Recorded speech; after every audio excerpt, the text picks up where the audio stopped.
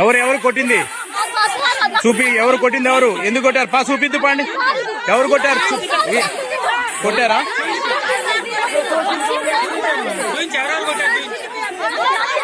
ఎవరు అడిబండి చూపియండి.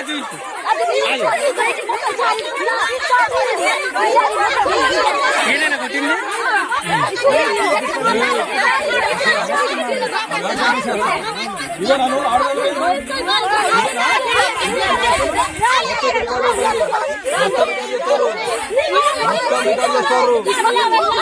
ఇంకా ఆపరేషన్ కగార్ ఎలాగైతే అవుతుందో అలాగే చేస్తా, మొత్తం ఇల్లులంతా లేపి పడేస్తా, బుల్డోజర్ తెచ్చి మొత్తం ఇల్లు కూలు కొడతా. ఎవరన్నది? నాగరాజు సార్. ఇల్లు కూలు కొడతా, లారీ ఎక్కిసి అక్కడ సింతూరు బార్డర్ లో దింపుతా, ఇది అని ఇక్కడ వచ్చి అందరికి బెదిరిస్తుంది సార్. మగవాళ్ళని, ఆడవాళ్ళు అక్కడ జేసీపీ దగ్గర ఉన్నారు, మగవాళ్ళు ఇక్కడ ఉన్నారు. భయంతో వెళ్ళలేదు కదా. డైరెక్ట్ ఆయన ఇక్కడ వచ్చి ఆపరేషన్ ఖగార్ ఎలాగైతే అవుతుందో అలాగే చేస్తానని వార్నింగ్ ఇచ్చింది. తీసి దగ్గరలో వచ్చి వీడియో తీస్తా ఉన్నా, అంటే వీడియో తీస్తా అని ఫోన్ తీస్తా ఉన్నా జేబు నుంచి. అప్పటికి ఏం చేస్తారు ఫారెస్ట్ వాళ్ళు? అప్పటికి ఆడవాళ్ళకి కొడుతున్నారు, లాగుతున్నారు, ఇట్లా మేడకు పట్టుకుని ఆడవాళ్ళకి అమ్మట్లు కాడు తోపుతున్నారు. తోపుతా ఉంటే సెల్లు జేబు నుంచి నేను సెల్లు తీయక ముందే ఇద్దరు ఫారెస్ట్ వాళ్ళు కర్ర పట్టుకున్న మీదకి వచ్చారు. వస్తే నేను కొట్టేటట్టున్నారు అని భయపడి అడవిలో ఉరికినా సార్. తుపాలకి వెళ్ళి ఉరికేసి ఫోన్ లాక్కున్నారు అందరి. అసలు ఎవరికి వీడియో తీయట్లేదు, మా ప్రూఫ్ లేకుండా చేశారు సార్. ప్రూఫ్ లేకుండా చేసి మగవాళ్ళకి ఒక్కరికి కూడా రానియకుండా చేసి ఆడవాళ్ళని మొత్తం కొట్టారు. సుప్రీంకోర్టుకు వెళ్లరెందుకు? రేవంత్ మౌనం తెలంగాణకు శాపం. బనకచెర్ల పైన సాచివేత ధోరణిలో కాంగ్రెస్ సర్కార్. తమిళనాట బీజేపీ రాజకీయ క్రీడకు కాంగ్రెస్ సహకారం. ఇప్పటిదాకా కావేరీ లింకుపై నోరు విప్పని ముఖ్యమంత్రి.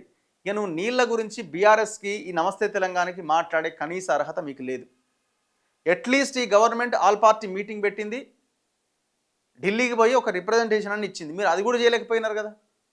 వీళ్ళు ఏదో గొప్ప పని చేసిరని కాదు, వీళ్ళు ఈడిదాకానే ఇది ఆపేసినా వాళ్ళకి మీకు ఏం తేడా లేదు.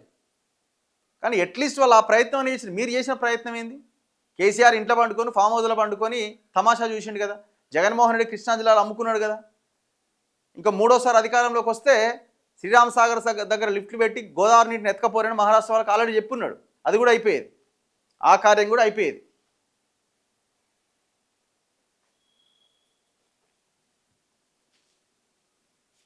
అడవి బిడ్డలపైకి బుల్డోజర్. కాంగ్రెస్ సర్కార్ దౌర్జన్యం. ఆడబిడ్డల బట్టలు చింపి బూటు కాళ్లతో తన్ని దాష్టికం. రేవంత్ రెడ్డి గారు, కేసీఆర్కి మీకు ఈ అంశంలో ఏమాత్రం తేడా ఉన్నట్టయితే కనిపిస్తలేదు. అటవీ అధికారులు అయితే మొత్తం తెగబడుతున్నారు వాళ్ళ మీద. ఎంత అన్యాయం! మా నైటీలు చింపి, చీరలు చింపి మా మీద దాడి చేసిన నిన్న మహిళలు చెప్తా ఉన్నారు. అరే ఇప్పుడు మీరు పొద్దున లేస్తే రాహుల్ గాంధీ భారత రాజ్యాంగం పట్టుకొని తిరుగుతున్నాడు కదా. ఆదివాసీలు ఈ దేశం మూలవాసులు అని చెప్తున్నాడు కదా. మరి ఏముంది అక్కడ? వాళ్ళు సాగు చేసుకుంటున్నారు భూమిని, వాళ్ళు కాపాడుతున్నారు ఒక రకంగా భూమిని. వాళ్ళు ఏం అడుగుతున్నారు? ఎంత ఘోరం చూడండి.